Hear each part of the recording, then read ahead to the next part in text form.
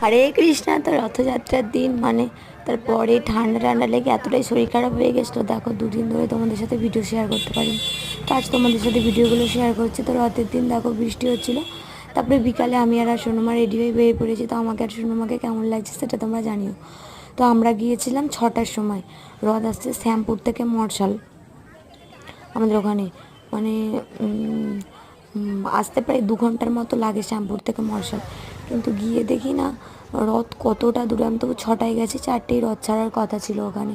আমি সন্ধ্যে 6টার সময় গেছি, গিয়েও দেখি না রথ কত দূরে, এখনও পর্যন্ত রথ আসেনি, মানে অর্ধেক রাস্তায় এসেছে।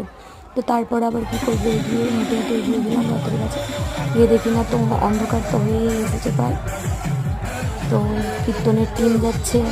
তারপরে আমরা প্রথম রথ দেখতে পেলাম বলদেবের রথ। তো প্রথমে যেহেতু বলদেবের রথটা দর্শন করতে পেরেছি, আর প্রথমত এত ভিড়ে নিয়ে প্রচণ্ড কান্নাকাটি করছিল, ওই জন্য ভিড়ে ঠিকঠাকভাবে ঢুকে এক সাইডেই দাঁড়িয়েছিলাম।